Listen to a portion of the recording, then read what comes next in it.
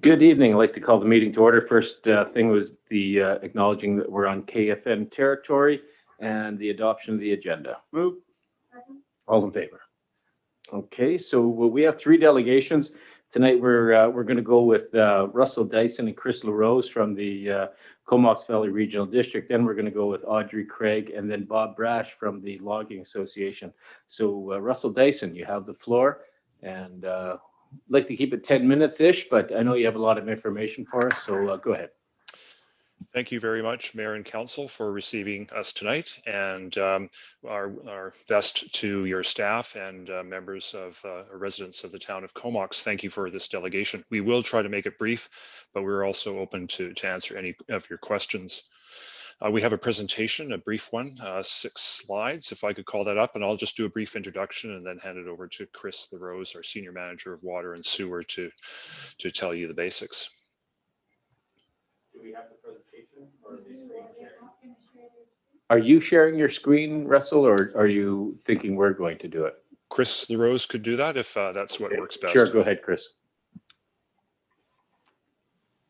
Sure. Good afternoon, everyone. Just bear with me.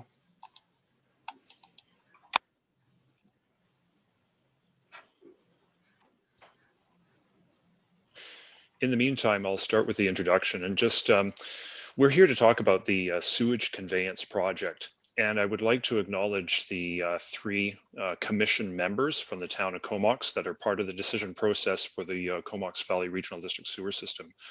They're Councillor Minions, Councillor Swift, and Councillor Grant. They, along with 3 councillors from the City of Courtenay and a representative from the Department of National Defence, are decision makers. And at least 2 of your councillors have been at this for a long time to help us to get to where we are today in the decision of moving forward on conveyance. And I wish to acknowledge all commission members and their consideration of these very big decisions.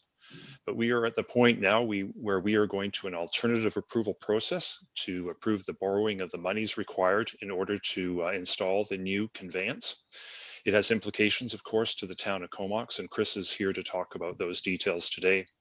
But how we got here was through a very extensive liquid waste management planning process that involved members of the public from various different communities, as well as various different interest groups, a ton of professional advice, and we undertook a process that also did a value engineering approach where we took experts from across North America to evaluate our options and come up with the best alternative.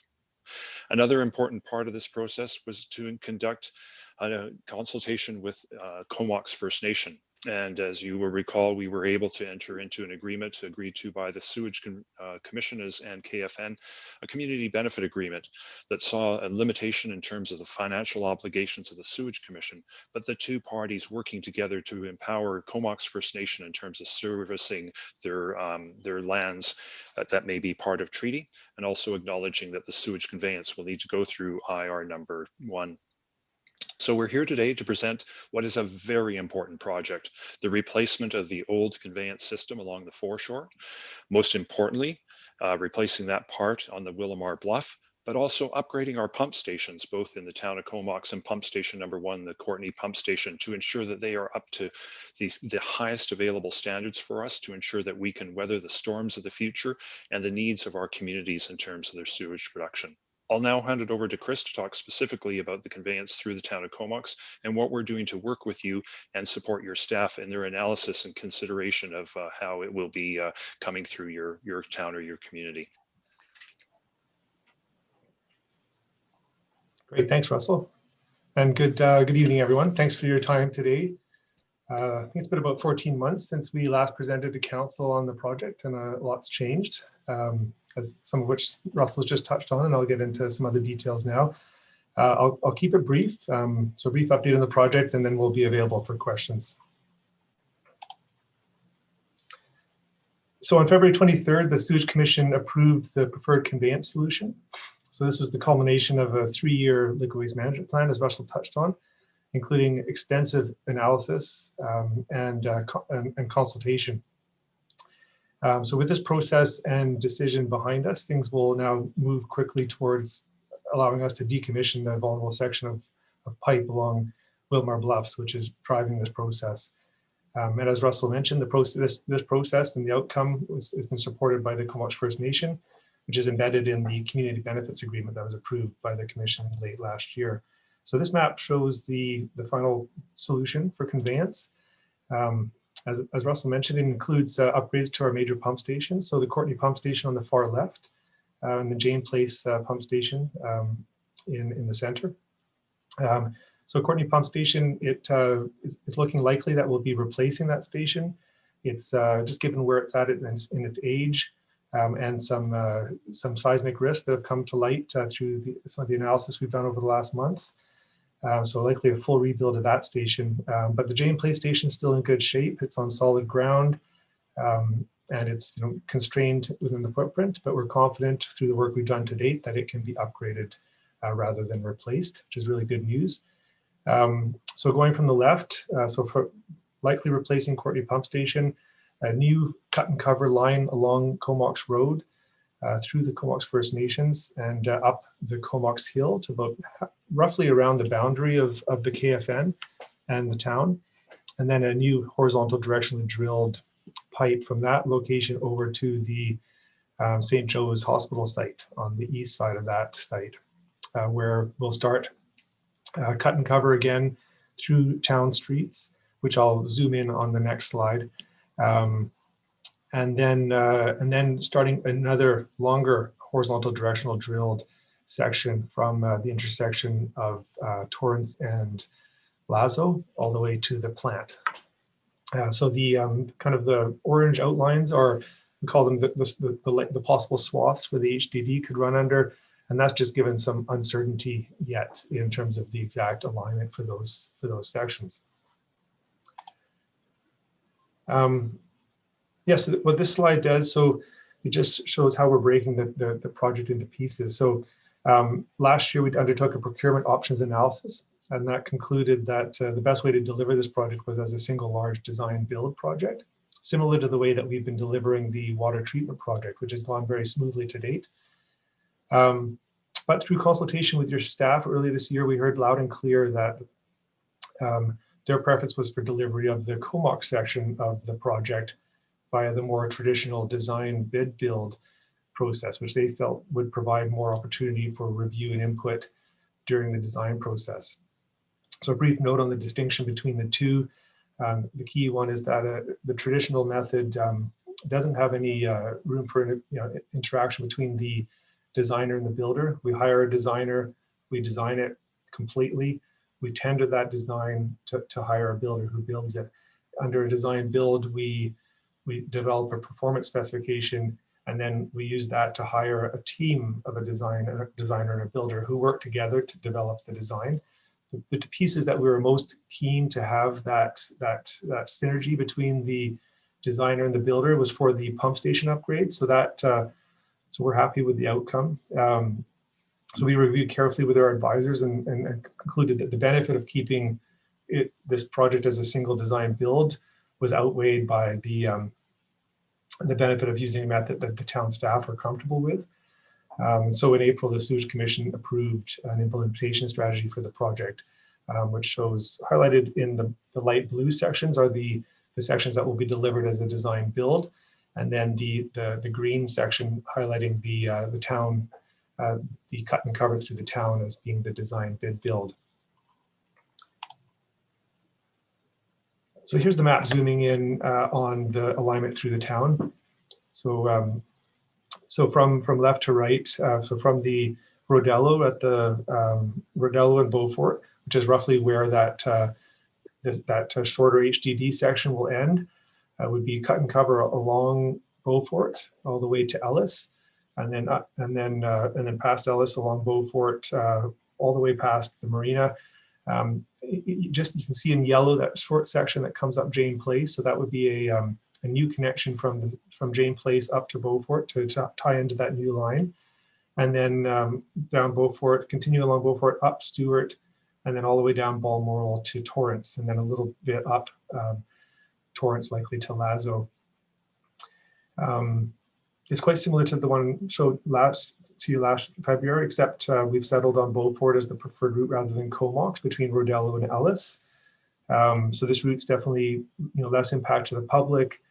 It's more direct, so it's shorter, and there's a better elevation profile to it. Also, what's in front of you now, you'll notice that this isn't a phased approach. When we were in front of you last February, we thought at that point that we were going to be able to build this project in phases. That didn't pan out, and so a positive from this respect is that we don't. There's no direct impact to the Marina Park, which I know was a concern of the council last time we spoke. There are still potential impacts to Balmoral and the golf course from horizontal directional drill laydown. So that technology requires that the pipe be fully assembled and laid out on the ground before being drawn in through the hill. But we're working on a possible alternative that could avoid this laydown impact to the town. So this will be confirmed late summer after we get our owner's engineer on board for the DB component, because they'll be designing the HDD. So the implementation strategy approved by the Sewage Commission in April has a more detailed schedule, but on this slide, I've kind of teased out the pieces that are of highest relevance to the town. So the first is by the end of this month, we're aiming to have the preliminary design for the section crossing the town complete. And then the second item, so between June and September, once that preliminary design is complete, that will free up or kind of trigger the town's review of that preliminary design. So we're calling it an adjacent infrastructure assessment. And we're looking at this as kind of three different kinds of scope. So the preliminary design will kind of highlight the base scope, what will definitely be included in the project. So that's the first kind. The second kind of scope are items that or upgrades that could be negotiated through discussions with the town under some type of allowance in acknowledgement of the impact of the project to the community. And then the third type of scope would be works that the town might want to do at the same time as the project to minimize the overall impact on the public. And so those would be funded by the town, but included within the project scope. The third line there, so October to December, once that kind of the town infrastructure assessment's complete, we'll take those subsequent 3 months to negotiate those three kind of types of scope and how they'll be delivered. And then all of that will work towards a kind of final project agreement between the CBRD and the town about how the project, what will be included in the project and how it will be delivered. So that's a really key milestone there.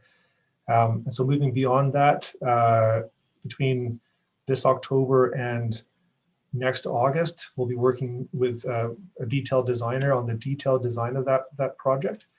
And then once that's complete, that will allow us to go out for tender for that project. So that will be late fall, early to late fall of next year. And then following that will likely be the pipe procurement. So that's a major component of this, obviously, and that has a time scale to it as well.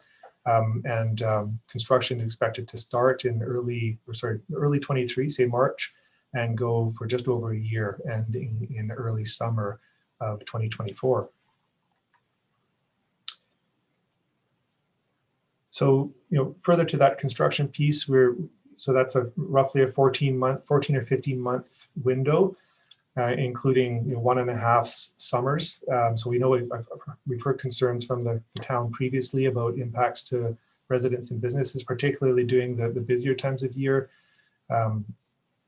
So we've given that some thought, and certainly we can commit to not being in certain zones within specific months. For example, the Ellis to Port Augusta section of Beaufort. If that's something that the town would like us to do, we could embed that within the tender, just to make it clear right from the start that let's say that, for example, that section could be off limits for construction during these specific windows.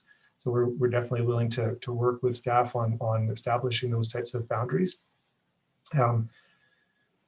more generally, we can't commit to maintaining a single lane along every section at all times, but fortunately there will be detours, but fortunately almost all sections have viable alternatives, with the exception of potentially Balmoral between Torrance and Pritchard, in which case we should be able to maintain single lane traffic there. Final slide in summary, some of the key points I want to leave you with. So we have and will continue to work hard in collaboration with Comox staff to minimize impacts to businesses and residents. We're really happy at the working relationship that's developed on the project. And we're committed to a collaborative design process throughout the process to maximize the benefit to the project, benefit to the town for the project. We're keen to provide financial support to the town to allow for engaging additional support to avoid having this project negatively impact other projects that are happening. We know that we acknowledge it's a very busy time in the valley right now, so we're very keen to support the town. We're looking forward to the fall to restart that collaborative process after the town's assessment, and just kind of bring your mind back to those 3 types of scope that we'll be kind of discussing at that time. And then finally, all of this will culminate early next year in that agreement between the CVRD and the town in early, say, January, February of next year. Yeah, so we're feeling definitely confident that we can do this project right and that it will be a win-win for the CVRD and the town. And thanks again for your time, and Russell and I are available for answering any questions. Great, thank you, Chris and Russell. I know this has been a long time coming, and there's been large environmental concerns with the Willamar Bluffs area, so it's nice to see that this is being taken care of. So I'll open it up to council. I see Council Grant has his light on. So I left it on from before, but I'll go anyway.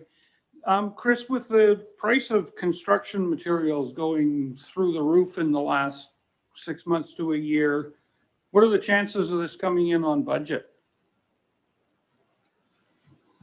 Yeah, we've had that question a lot recently, and I think no doubt we could expect some impact from the heat of the market, but fortunately, the housing market is really doesn't have a ton of overlap with the type of market that will be responding competitively to this process. They're very different trades. And we do have some time between now and when both of these project components will be tendered. So at this point, we're not forecasting an alarming increase, kind of proportional to what we're seeing in the housing market. Perfect. And one other thing while I'm still on is I noticed a couple of Facebook videos with Russell down at the Spit talking about this project. Can you just give us a little on the communications plan that we have? Because soon we have to start getting the news out to our citizens of what's coming and what the impact's going to be. Sure, I can respond to that. And at this moment, our focus is on the alternative approval process. And what that is it's seeking the approval of the residents of the town of Comox and city of Courtenay for the borrowing. So we want to be out there to explain the project and provide information for people as they consider that component, the borrowing of it. That's the most important communication that we're doing at this time. And as you can see, we don't just sit back, but we're very proactive in terms of communicating and sharing information. We have a communications plan that will work with residents of the community as we get closer to the construction period so that we can communicate the potential for impact, the alternatives that will be provided, and the scope of the project and timeline. So our communications team has developed that information. We'll definitely share it with your staff as things unfold and as things get closer. But there's various components. Right now we're focusing on the AAP. As we get closer to construction, foremost on our mind is informing your community about the potential impacts. Thank you. Great, thanks. Any other questions? Councillor Swift? Thanks, Chris. I'm just wondering if the route has been finalized, and I'm thinking of the tunneling piece through Lazo Hill, and I know there were some meetings with the residents there, and I'm just wondering if that process has been completed. Yeah, so we're waiting to engage our owner's engineer this summer before finalizing the precise alignment of the HDD through Lazo Hill. So until that happens, we are still just communicating, with that swath of homes or properties within the Lazo area. So we expect to be able to reach out to specific property owners in September or October once we have that alignment nailed down. So right now we're communicating with a bigger group, knowing that that a portion of those might be directly over the pipe. But yeah, you're absolutely right that there's definitely some significant concern from residents in the area, and we've been working closely to engage with them, regular virtual open houses, and taking a steady stream of questions and providing responses directly, and then keeping a questions and answer Q&A on the website, sharing recordings of all the virtual open houses on the website as well for those that can't attend. We actually have our next pair of open houses next week, again virtual, and sharing kind of the incremental advancement in our kind of assessment of the project, and then taking the opportunity to share some of the questions and answers that we received from other residents in the interim. And if I could just have a subsequent follow-up. I'm pleased to hear that you might have some other places you can do the laydown of the pipe, but I'm just wondering, how long will the road be out of commission with that laydown? So if the pipe is laid down along Balmoral, it's a total impact of about 8 weeks. But we did do a fair bit of work late last year on ways to mitigate that impact. For example, not connecting the pipe over Pritchard until the very last moment, which would kind of limit the restriction of traffic along that arterial route, down to a week or possibly 2, and then laying the pipe down the center of the road to allow local traffic in each direction, building a ramp over it at the entrance to the golf club to maintain access there. So there's, we've also been in contact with some of your key and larger businesses at the mall to try and understand what their constraints are in terms of better times of the year, times of day, and ways that we can mitigate the impacts to them. I think that process has highlighted there are definitely some significant mitigation steps we could take, but it's also highlighted the extent of the impact that would happen along that stretch, even though it is just the 8-week duration. So that's definitely incentivized us to really try hard to find an alternative. So that's I'm tentatively optimistic, but I can't make any guarantees at this point. But I can guarantee that if we are pushed to go lay down along that route, that will be working very closely with the town and key businesses and residents that along that route to make it as painless as possible. And I'd just like to add too, Chris mentioned the workshops that we're conducting with the Lazo area residents. Those are next week, 2 of them. The first is at noon on Tuesday. The second one is at 4 o'clock on Wednesday. We do ask residents to please pre-register with us if you wish to attend, and it is a phenomenal opportunity. All the questions that the public asks and are answered by either Chris, myself, or our groundwater expert are there for everybody to see. They get the full questions. And then as Chris mentioned too, all of these workshops are available online for subsequent viewing by those that are unable to attend. So one of the great things of the pandemic, it's improved our open houses. Zoom has proven to be a great format for accountability and transparency in terms of the information we share. I really encourage any resident within the Lazo area that wants to know more about where we're at with the planning for this to please register and be part of those workshops. Great, thanks. Any other questions from council? I don't see any hands up. I made a couple notes. Chris, we've heard this term before, cut and cover. So is that basically just opening up the street and then putting the pipe in and kind of backfilling as they go along? Is that pretty much what that is? Yeah, that's exactly what it is. Okay. Yeah. And the old lines, what is planned for the old lines, along Willamar? Do you just flush them out and leave them be? Or I don't suspect that you're going to dig them up and impact the environment. But so what's the plans with those? Yeah, so we've done some assessment to date just to look at our options for how to decommission that pipe. And there are a range of options from like you said, just flushing it out, leaving it empty in place, all the way up to removing it. Like you said, removing it is, except where we're obligated to, for example, through KFN R1 along Bayside, our agreement with them for that pipe does require us to remove that section if they ask us to, and they have signaled the intent to ask us. Aside from that, though, removing it would be really, could be really damaging to the environment and certainly very disruptive. So, and then a middle route is cleaning it out and then filling it with something like inert, like sand or some type of very light and weak concrete that would, that would avoid having, at some distant point in the future, having, a hole open up in the pipe and, and causing a safety risk. So there are a range of options. We'll be bringing at some point late this year, likely a report through the commission with a recommendation on how to decommission the pipe at the end of the project. Great, thank you very much. So I don't see any other hands up from council, and I'd just like to thank you, gentlemen, for coming and giving us that presentation. Thank you very much. Thank you, and we're available for you at any time if you want us to come again. Thank you very much. Thank you. Yeah, thanks everyone. Thank you. Next up, we have Audrey Craig with the Philberg Heritage Lodge and Park Association. She wants to talk about the grape arbor. So Audrey, you have 10 minutes and some questions afterwards. So go ahead, please. Great. Thank you very much, Mayor Arnett.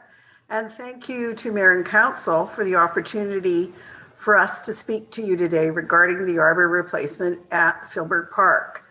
The Philberg Heritage Lodge and Park Association Board feels it's vitally important to keep Council and Mayor updated on our mutual amazing park, of which we are the proud stewards. As you're aware, the primary focus as a society is the preservation and maintenance of the structures located on the grounds at Filbert. Several years ago, our board recognized the need for replacement of our iconic arbor due to deterioration from age and weather. We were so fortunate to receive a grant in 2019 from the Courtney Rotary Club in the amount of $42,000 to remove and replace the existing arbor. Now, these grants traditionally have been carried out within a one-year term. The materials were purchased and plans were underway until the dreaded COVID stopped us in our tracks. This has been further hampered by a delay in an engineering study and possible permit issuance. Further, we feel our arbor as it stands now is a safety issue. So at this point, I'd like to call upon Tom Blackburn, who is a member of our board and chair of the maintenance committee, to explain further. Tom. Thanks, Audrey. Good evening, Mayor and councillors.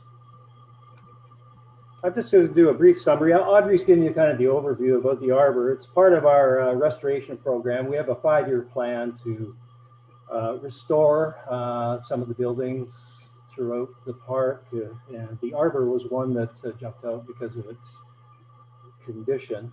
Audrey mentioned about the safety concerns and also the aesthetic concerns. So it's not conducive to a great Filbert park experience when the arbor's surrounded by yellow caution tape. So wanted to let the council know that we have the contracts and materials in place, as Audrey mentioned, and we're really ready to go. The materials are on site, have been since the fall. And just as an aside, we purchased the materials about 1.5 years ago, and we figured we saved somewhere in the neighborhood of $10,000 by buying materials at that time. Anyways, this project has been canceled and delayed for about 2 years. So it was rescheduled for the spring of this year, 2021. However, as Audrey mentioned, we've had some engineering delays and Because of the permit situation in the town, where we were informed that it was going to take between 3 to 6 months to get the approvals for this particular project, then we would have to delay it till the spring of, or probably the summer, fall of 2021. So really the concerns we have, just to summarize these, are certainly the safety of the arbor. It's pretty shaky and unstable, and I believe there's risk. And we've been in communication with Andrew Berger of the Parks Department and working together to see what we can do to mitigate in the meantime those particular issues.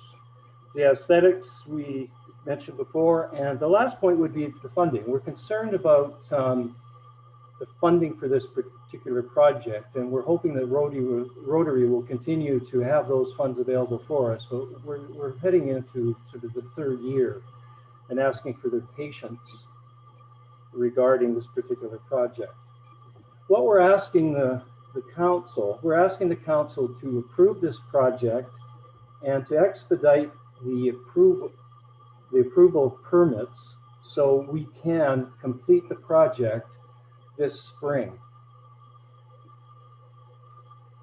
So that, in a nutshell, is where we're at, and I'd like to just open up for any questions at this time. And Yeah, thank you, Tom and Audrey. Appreciate that. And Councillor Grant, you have a question? Yeah, thanks. Hi, Audrey. Tom, I'm assuming, I think the last time I saw the Grape Arbor plan, it's going to be fairly similar to what's already there, only not rotten. Because yeah, okay, thank you. So my understanding is that it's the heritage permit that's the issue. And I think council has the power to not require that permit, which would allow you guys to get on with things probably fairly quickly here. So I would be willing to make that motion later on in the meeting and let you guys get rolling. So as long, my only question was to make sure that we were actually, you weren't going to put some lime green steel something or other up, but it was going to be in fitting with the park itself. no, you're correct. We can guarantee we're not doing that. And Bob Filberg would come out of his grave and get all of us if we even considered that. But Councillor Grant, aren't you colorblind anyway? Yeah, it wasn't for me. Okay, all right. Okay, thank you. So do we have any other questions? We have done some upgrades, but the basic structure will look the same, but we've added some braces and tried to bring it up to code to meet the current building code standards. And just for an aside, for part of the reason is the arbor blew down in the mid-'80s. So it's really important for us to take those steps to make sure that that doesn't happen again. Perfect, thank you. Great, thank you. Any other questions or comments from council? All right, seeing none, I think we will be discussing that a little bit later. So Audrey and Tom, thank you very much for this. Thank you. Thank you. Thanks very much. Okay, so now we have Mr. Bob Brash. He's the Executive Director of the Truck Loggers Association to talk to us about the importance of timber harvesting. So Bob, welcome. You do have 10 minutes and then there'll be questions afterwards. So go ahead, sir. Okay, well, first of all, thank you, Mayor and Council, for the opportunity to talk to you folks today. I hopefully will be able to sort of show my technical competence and share the screen here with the presentation. And where is it? There it is. Share. Yeah, we got it there. You got it. And I just, I think, probably have to go to full screen here, probably, just to sort of make it work properly. Is that looking good, folks? Maybe you can make the one on the top left bigger, or how is that supposed to be? Yeah, I don't know. Bob, do you have an option that says present? Probably somewhere there. Just trying to think. I've probably given you the wrong. Or try use slideshow, that button up above there. Oh, see, things help here. Maybe. Maybe. No. Oh, there we go. There Yeah. we go. Okay. Well, hopefully that'll work. Thanks. My apologies. So anyway, thanks again for the opportunity to talk to you folks today.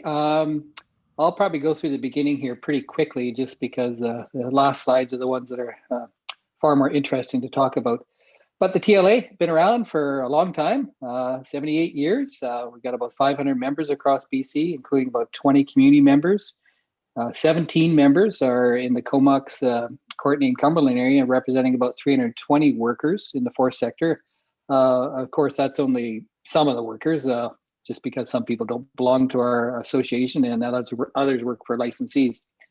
We work for with the provincial government on policies and regulations. We work towards improving the prosperity of the industry. We've been a pretty strong voice for the forest industry over the years, and the working people that work in communities and in the forest sector. We're quite involved in forest education and scholarships. We work with the provincial government, obviously, and there's lots going on in that front these days. We cooperate with the major licensees, labor, the value-added sectors, the BC First Nations Forestry Council, the safety associations, and other forest-related associations. Here's where it sort of gets a bit more interesting, and we'd like to sort of chat about some of the challenges that our organization sort of sees in the forest sector these days.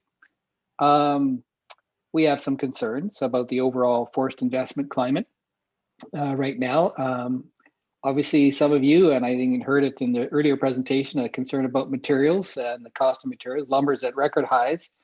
There is a little bit of relief happening these days with lumber futures, so hopefully the price of lumber goes down a little bit, but the indications are that the price of lumber will stay pretty strong for the next couple of years, and it's just supply and demand interactions. So that's good for the industry, bad if you're buying lumber. But the more serious concern is folks are making some pretty good profit, and they made some pretty good profit over the years. The capital investment happening in British Columbia for sort of new sawmills and new value-added facilities is fairly limited. So we'd like to see that change.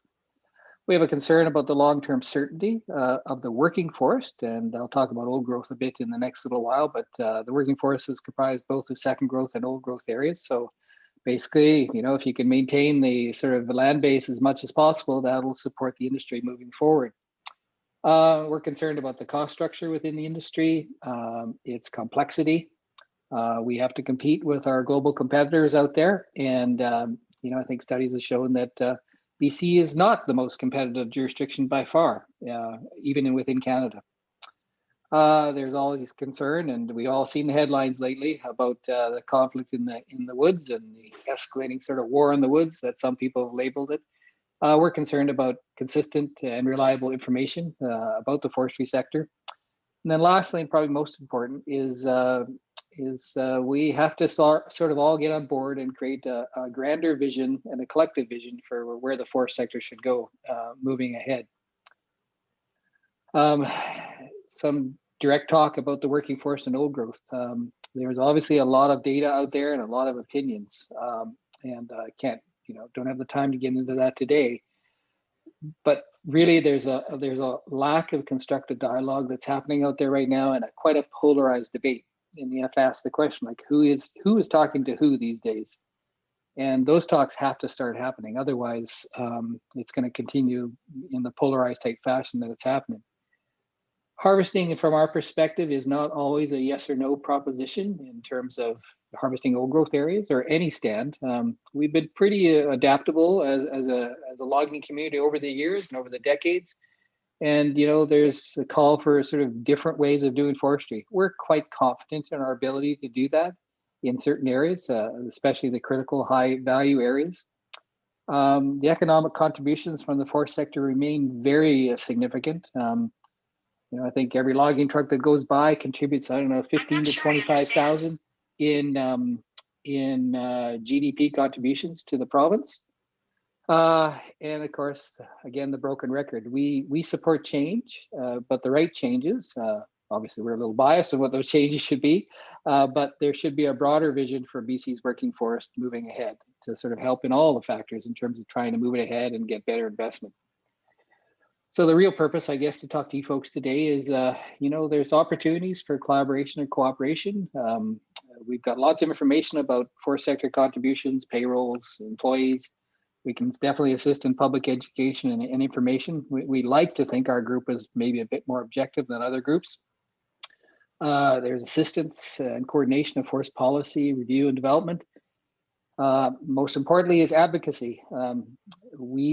Our members are from communities. That's where they come from. And so, I mean, obviously you guys are a community and we have lots of community members, and there's an opportunity to work together. And especially over the next few months, the minister or the premier has said that he's coming out with something called the intentions document.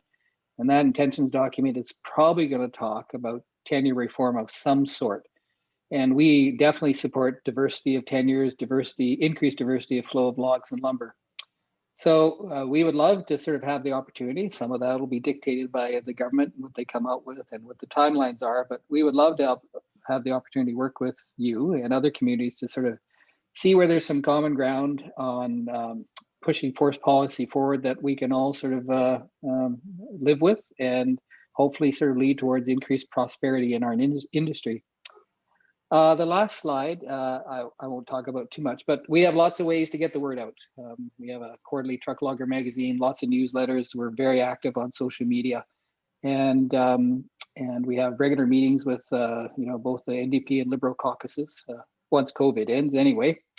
So that was the extent of my presentation, and as always, we'd love to sort of entertain any questions and do the best we can to sort of answer them. So again, I thank you for your time.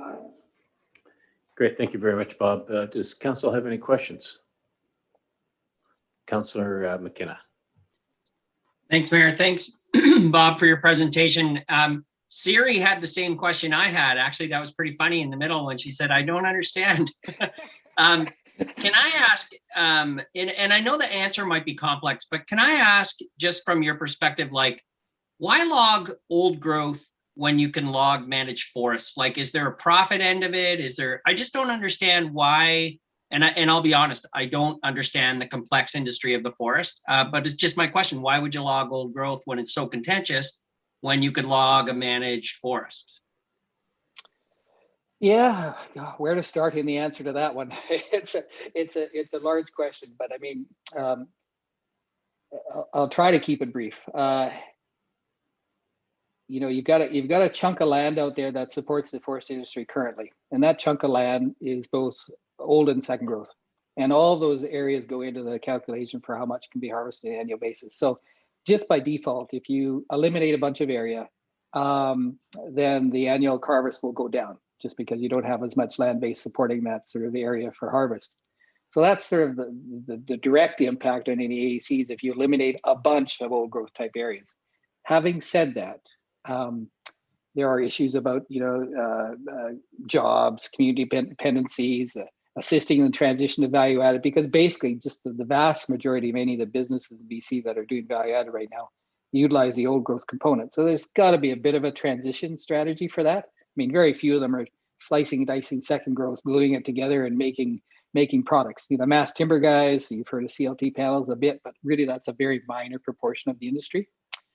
There's a whole bunch about carbon sequestration and all that kind of stuff. But at the end of the day, and I know some will disagree with this, but not all old growth is created equal. There are definitely critical areas that should be protected because it hosts a multitude of resource values. There's other areas, they're not all cathedral gold, let's put it that way. So I guess the challenge for everybody is to identify the balance that they want to save for the critical areas.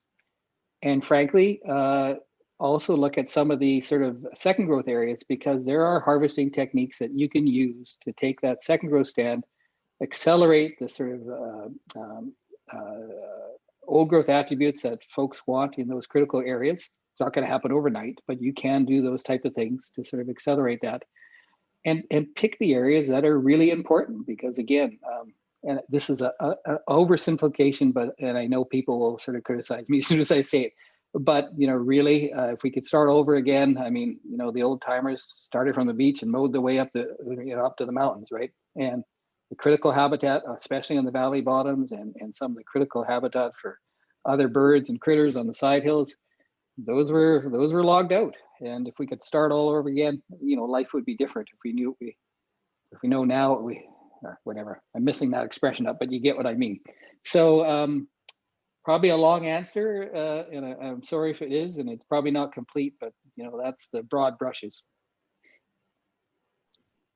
Okay, yeah, thanks. I know it's complex, and I guess my follow-up question, well, if we could start over, why wouldn't we start over the right way anyway? And are we too far down the road to start over the right way?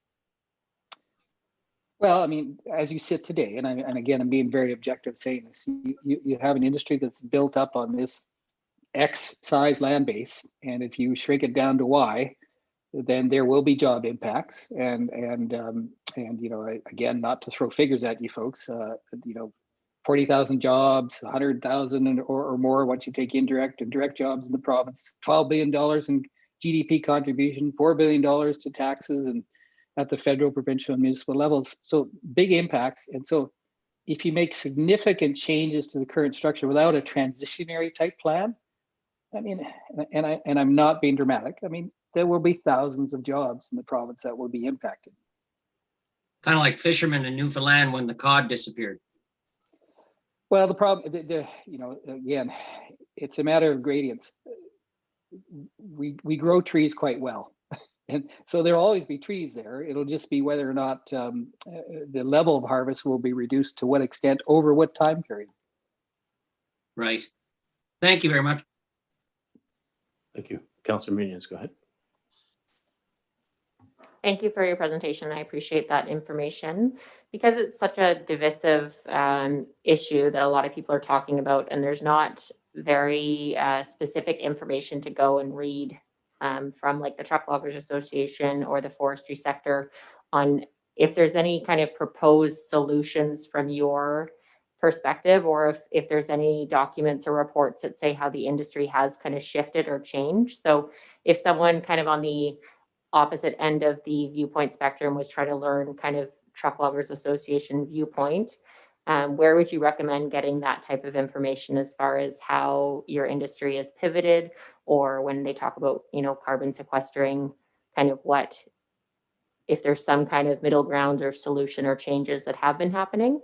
So if both sides were to have dialogue, where that kind of conversation would start as far as a middle ground, if there is.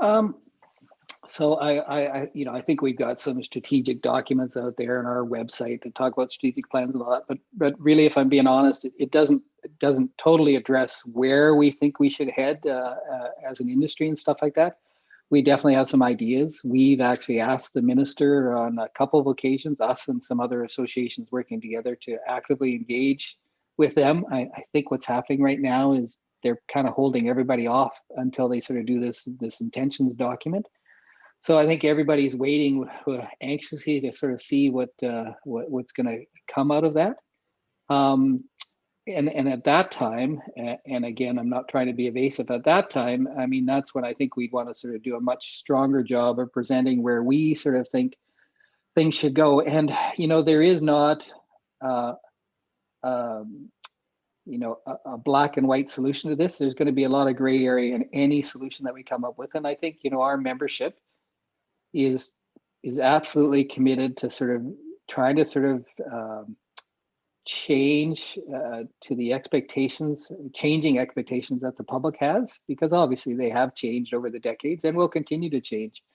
We're not ignorant to that. And so we want to do a different job. We want to sort of set the environment for a diversity of log flow, for instance, community tenures and First Nations.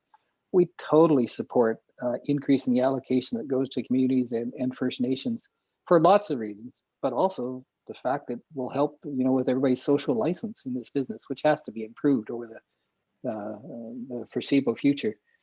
So being a little long-winded again, as usual, but I think the notion is once we see what government comes out with the intentions document, because that is going to be what sort of steers us in whatever direction we want to do for consultation with the government and with you folks and everybody else talking to everybody, that will sort of guide sort of the next step in the process. And you know, we'll have our ideas, but we're kind of holding them a little tight to our chest right now. Okay, thanks. Any other questions from council?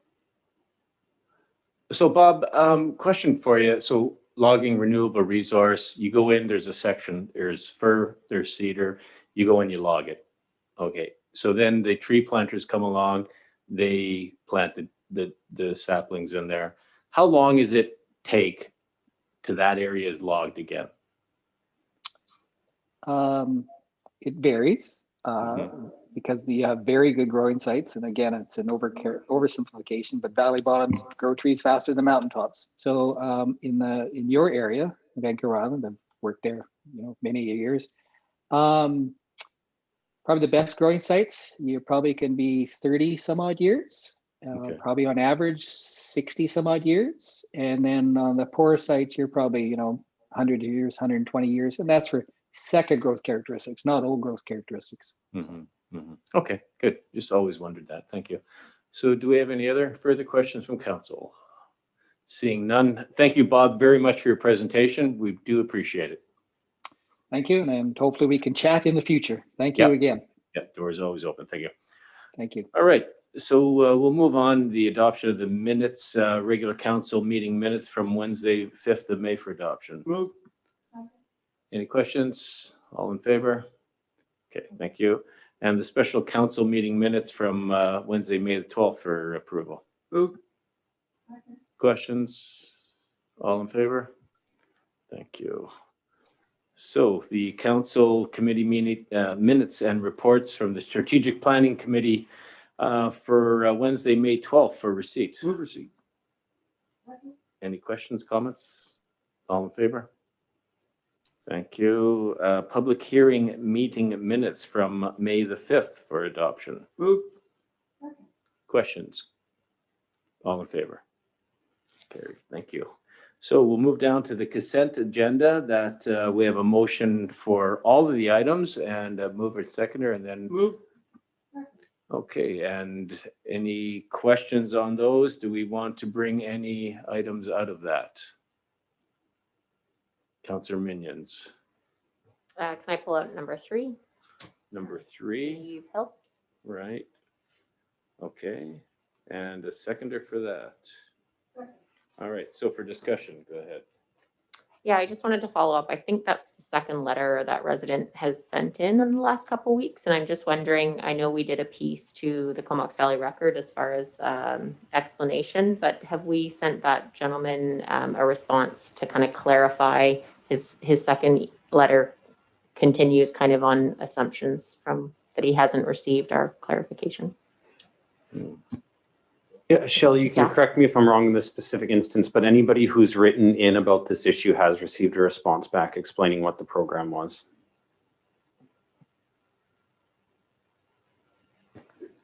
Okay. Thank you, that works.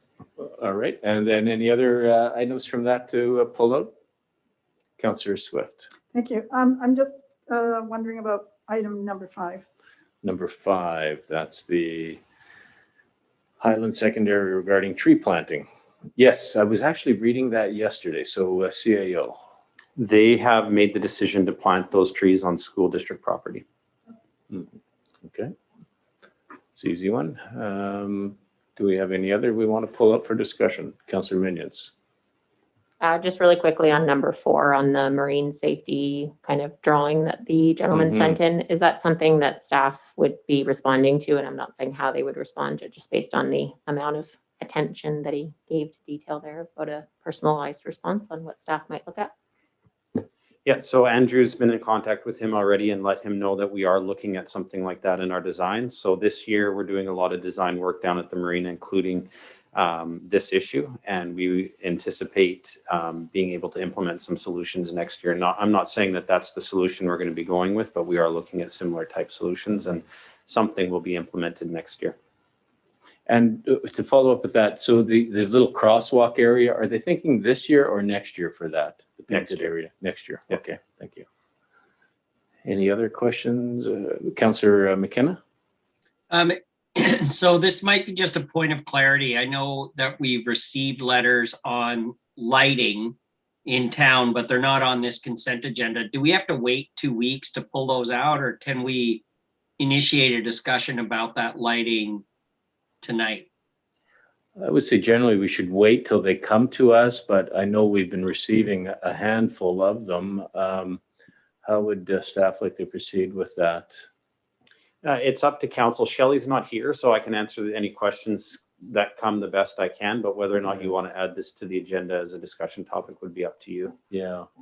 Well, you know, I think maybe it is pertinent to add it for discussion, because as Councillor McKenna says, that there has been some communications. We've received some, so perhaps go ahead with your question on that, Councillor McKenna. Assuming there's no more, assuming there's no more discussion on the numbers, the 7 that we have here, we're clear with that. And so then go ahead, Councillor McKenna. Thanks. So do I need to do a motion to get it accepted to the agenda? Or does that need to be unanimous to bring it in? It's, yeah, to add a topic onto the agenda that's not on requires unanimous. Right. consent, So let's put a motion forward, move second, and then is everybody in favor of this? To bring it up for discussion. So all in favor? All right. So go ahead, Councillor McKenna. Okay, thanks. So, you know, my understanding is that this is a BC Hydro initiative. It's also my understanding that, you know, the lights that have been installed, I have, you know, a variety of residents that I've talked to, including Rosie Smith, who we received a letter from on Sunday or Monday. And just, I haven't actually witnessed the lights myself because I with COVID, I'm not out that late anymore. So it, like, Mayor, I know there's some in your area, but I also have read lots of reports that say that the high, the intensification of this light, and especially the blue quality of it, is really tough on melatonin, it's tough on sleepers, it's tough on wildlife. And I'm just wondering if there's any alternatives that we have that we can either dim the lights or put, you know, shades over them. I'm sure there are alternatives, but I haven't researched them. And maybe these questions are going to have to go to engineering tonight. I just wanted to get the topic on the table because, yeah, I understand why. I'm hoping for alternatives to kind of meet people in the middle. Yeah. You know, in my house, I've lived there for 25 years, and that sodium vapor light has drove me nuts for that long.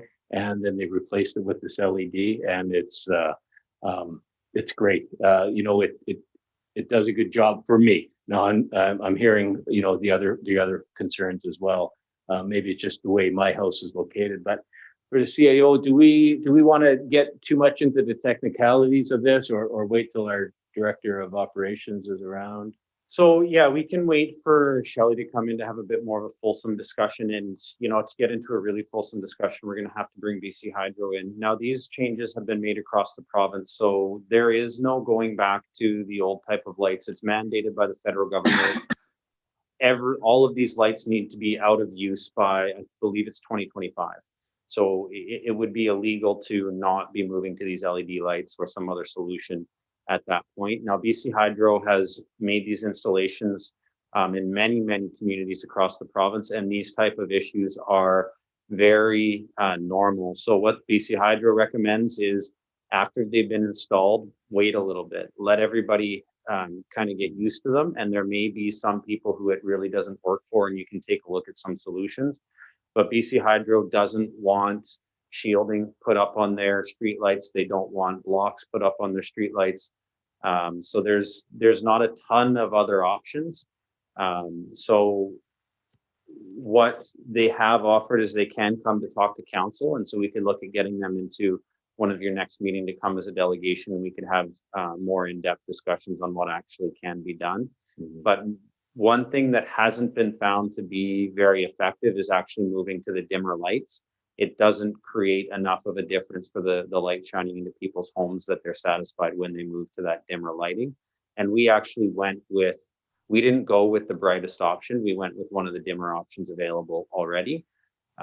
So just so that's a little bit of background to where we are, but I think maybe what we can do is bring BC Hydro, or at request of BC Hydro would come and speak to council at the next meeting.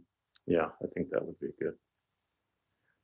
All right, so Councillor McKenna, I know that doesn't answer the concern right now, but is that good for the time being? Yeah, thanks, Mayor. I didn't expect an answer, obviously. But I do have one more question. So these are owned by BC Hydro, these Correct. lights and poles, right? Yes. And obviously they don't want anything, well, it's my assumption, but they wouldn't want things attached to them that they would have to maintain because that's going to cost them money, which would negate the savings of switching. So that's only my assumption. To CAO Wall, Jordan, do you know the lumens that we have installed, like the one that we went with? Do you know I think it's Kelvin it's measured in? I don't know off the top of my head, no. Okay. 3,000 Kelvin. Is it 3,000? Thanks, Councilor. Yeah, it is. Yeah.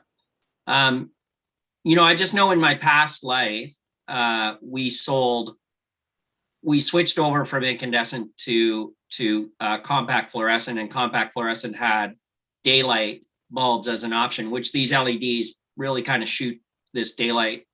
They're very white, they're very clear, they're very bright. Car lights with LEDs, very bright, very disturbing to some people. So I have a lot of empathy for people with this light. Anyway, I didn't expect an answer. I just think it would be prudent for us to search for any type of solutions. And if there are no solutions, then communicate what we can find, in this. So thanks very much. Okay. All right. Thank you. And thanks for bringing that up. Yeah. So I know I always do this consent agenda wrong. So I think we'll continue on that theme, and we'll just move receipt for that. So a mover and a seconder, and all in favor. So there you go. All right. So we'll move on to the unfinished business. Strategic planning and action items from May 19th be received and filed for information. Move. Any questions on those? Seeing none, all in favor? That's carried. Thank you. Bylaw adoptions. This is regarding the rezoning application RZ 21-1, and this is the home occupation text amendment for reflexology. Move third reading. Second. Okay, any questions or comments on that? All in favor? All right, carried, thanks. And number 2 for adoption. Move adoption. Questions or comments? All in favor? All right, thank you very much. We go down to new business. We have a development variance permit application for DVP 20-2. That's at 582 Winslow Road down in the Kai Bay area. And moving that, we have a recommendation from the CAO that this be issued subject to the development variance permit conditions listed in Schedule 1 of the May 19 report. Move. Move the recommendation. So, Second. move it second. So any questions or comments on that? All in favor? Great, thank you very much. And let me just go back up here. And now we are down to, sorry. All right, B, the community center display cases. This one here is the recommendation as the council approve the license to use issued to Pearl Ellis Gallery of Fine Arts Society for Comox Community Center display cases. So these are the display cases that we see on the hallway there. So we need a recommendation to issue these. Second. Okay, so any questions on those? Councillor Minions. Yeah, looking at the report, I think I can figure this out myself, but I just wanted to make sure. So a lot of independent artists have been featured in those galleries before, and I didn't realize that Pearl Ellis probably managed those. So really, we're just moving the process that's been used in past years forward again, correct? It's not, we're not excluding independent artists and choosing the gallery. It's just going to be continually managed by Pearl Ellis. That's correct. That is correct that Pearl Ellis makes all the decisions on who and what is displayed there, right? Correct. Perfect. I've noticed a lot of different independent artists in there, so they'll still have the same opportunities as before. Great. Yes, nothing changes. Great, thank you. So no other questions or comments on that? All in favor? And that's carried. Thank you. So we go down to the Marine Services Building, the design and cost estimate that we have two recommendations that council support the attached Marine Services Building floor layout, and that council acknowledges changes that may be required as plans are finalized, business cases are understood, and construction constraints are better known, and the cost estimate based on the approved design be brought to council for consideration and approval. Move. Any questions on that? We do have alternatives to the recommendation as well. So, first and seconded on number one, and no questions or comments. All in favor? All right, thank you. And number two, under the recommendations, that due to guidance from the BC Building Code regarding accessibility requirements, the flat platform roof option be discontinued. Move. Second. Any questions or comments on that? Yeah, that was unfortunate, but we knew that was coming. Having a viewing platform on that would have been nice, but totally understand that the challenges that go with that. So any other questions or comments on that? All in favor? All right, that's carried. Thank you very much.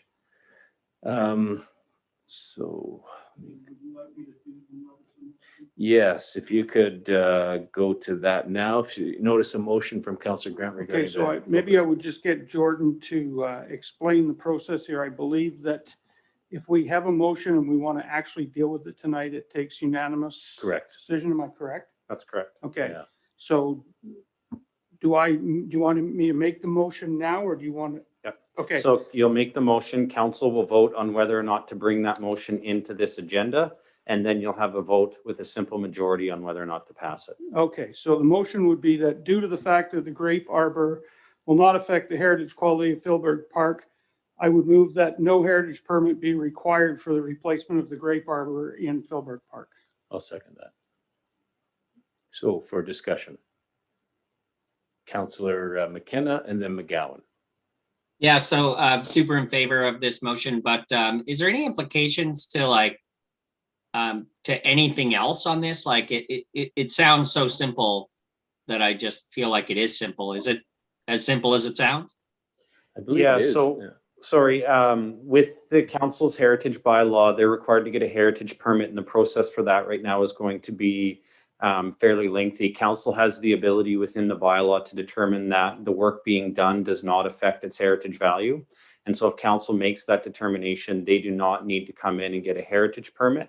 They'll still be required to come in and get a building permit, but I think they've been working with our building permit department and have everything they need. So we believe we can probably get them a same-day permit issue on the building permit side. So with council, if council makes the determination that they don't require a heritage permit, it is a fairly simple process from the town's point of view. And Just a follow-up question is the heritage permit deemed necessary by the town of Comox, or is that? Yeah, okay. Yeah, thank you so much. And I made it very specific to the grape arbor, so not anything on the rest of the property. Yeah, thanks. Councillor McGowan. Yeah, thanks. Actually, Pat basically asked the question that I had. I just wanted to make sure that there were no implications in future heritage issues or applying in other ways that not having a permit would make it harder in the future or something like that. So Okay. as long as that's all good and it's just got to do with the town and not larger heritage organizations or something like that, then yeah, my question has been answered. Great, thank you. So seeing no further questions, so all in favor of this? And that's carried, thanks. So for the second part, So you've added it to the agenda now, so one more time to pass it. all right, so yeah, Okay, so the motion would be due to the fact that the grape arbor will not affect the heritage quality of Filbert Park. I would move that no heritage permit be required for the replacement of the grape arbor in Filbert Park. and I'll second that again. So for discussion. All right, seeing none, all in favor? Great, and Alex sneezed at that one, so that made it even more so thank you. All right, so that's carried, thank you very much, and I'm sure Philberg will be happy with that, and they can move that along, because that is a real beautiful part of the lodge, walking through there, and just plain old nice. All right, so we will move down to reports from members of council. So I'll start here in the room with Councillor Swift, Grant, and then Minions, and then we'll go on to the TV. Thank you. I attended the second portion of the Indigenous awareness training that was offered at the CVRD, and it was well worthwhile. I attended a half-day strat plan with the Filbert board, and that was just a continuation for them. A sewer commission meeting and a CVRD meeting. At the CVRD meeting, we had a presentation from the Chamber of Commerce regarding their idea for a Comox Valley economic collaboration. And we had a presentation from Kathy Peters, which was basically the same presentation that she'd given to us at our council. And the last one was the regional poverty assessment. And that's my report. Great, thank you, Councillor Grant. Then Minions. Yeah, I'll be really quick. I had the sewer meeting and the regional district meeting, which has already been reported on, and I also had the economic development service review meeting. So that's it. Thank you, and Councillor Minions. Attended the hospital board meeting last week, and just kind of going into how we're dealing with VIHA and how we communicate back and forth between Ken Grant was at that meeting as well, with our chair and vice chair, and things like when the pathology services and other things come up, how we interact with VIHA with our limited kind of capital spending focus versus other operational things. I attended a 2-day Comox Valley Drug Strategy community session. So the Comox Valley Drug Strategy has been around for, I think, like 20 or 30 years in the Comox Valley, and how they're looking at the impacts on the community, more specifically because of the fentanyl and drug supply poisoning that's currently happening. So it was really interesting to attend. Most people at the meetings were from community groups. So like Transition Society, nurses, people kind of on the front lines of that work. And it's amazing how little of resources they have for such a big challenge in our community. So I was humbled to just sit there and kind of watch them discuss housing, treatment, prevention, government relations, and they're doing everything they can to try to reduce the number of deaths in our province, which is up to about 5.5 people a day in our province are dying from fentanyl. So it was an interesting meeting to attend and just really observe what things might come to our council in future on these things, but a lot of it is provincial, of course. So if you know any nurses or people working on the front health lines, they have very little resources, and they're working on that through COVID. So make sure you give them your thanks. And met with Helen Boyd and another doctor in the community, just talking about what some of the health network is looking at and how that would affect kind of our community work here. So mostly just talking about food security, air quality, things like that, and touching base since it's been a while. And I had a couple of other community meetings, none to mention. Thank you. Great, thank you very much. So we'll go with Councillor McKenna, Bissinger, and then McGowan. Thanks, Your Worship. So had 2 meetings with Vancouver Island Regional Library. So part of the Executive Director Hiring Selection Committee, and we've narrowed down to 5 applicants. And we're still kind of in camera on that. So really the interviews begin on Friday and Saturday of this week. So amazing amount of talent applying for the position. So we'll be in good hands regardless of who we choose. And also attended the Indigenous awareness training, and it was just phenomenal learning. So yeah, that's my report. Thank you. Thanks, Councillor Bissinger. Thanks, Your Worship.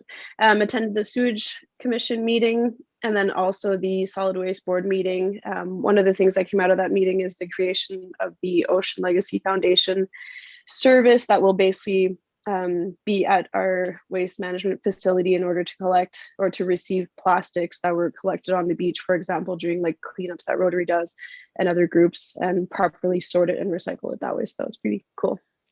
And that's it. Thank you. And Councillor McGowan. Hi. I also attended the Indigenous training session. Very, very interesting and powerful to learn about all of to the past and the past of our land. I attended the substance use strategy wrap-up meeting. I was unfortunately unable to go to the 2-day session that Councillor Minions was able to attend, and I was sorry to have missed it. But there's lots of work going forward on surveys and things that we're getting from people with lived experience, people on the front lines. Very, very interesting meeting, and it was great to see so many people participating. I also attended a food policy council meeting. They're very happy to see the survey out for urban agriculture, hens and bees in Comox. Yeah, looking forward to see what comes of that. Thank you very much. Great, thank you. For myself, with the local mayors, I had a meeting with the BC Supportive Housing to look at some options for housing. Minister Osborne, with her regular meetings we have with her and various ministers regarding COVID and the implications to municipalities. Had an in-camera discussion with the regional district on economic development. Attended a BIA meeting, and that was interesting because they were both at the same time. So I had 2 computers going and trying to do both of them, which was a challenge for this old guy. I did have earlier this week, I had a meeting with the with VHA, and that was with their new executive director, and we just talked about some of the challenges that are faced with the local hospital, such as, you know, the pathology positions, and they're lacking anesthesiologists and the challenges to bring them in.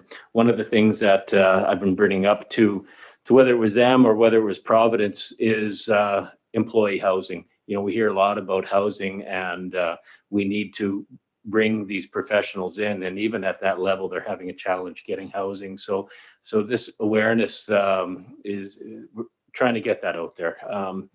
You know, I remember I was telling somebody the other day, I started with the Coast Guard 33 years ago, and we had housing, and it was a really good thing. And here we are 33 years later.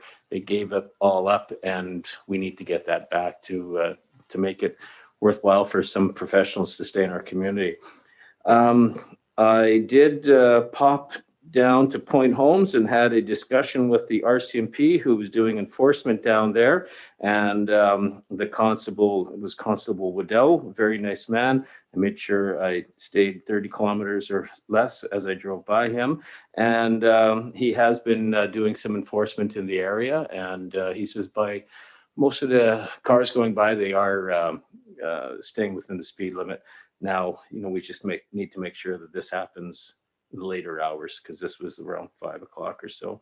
And as Councillor McGowan mentioned there, just wanted to make sure folks out there are aware that the town of Comox does have the Survey Monkey out, and that is regarding hens, urban agriculture, and greenhouses within the town of Comox. So encourage folks to get out and do that. So nothing about monkeys, but it's a survey nonetheless. So nothing further on that. So we now need a resolution to go in camera. All in favor? All right, so we will get off of this and we will go in camera. Is there a separate in camera Zoom? I don't believe. I think we just stay here and Jordan just logs. Okay, folks out. great. Is that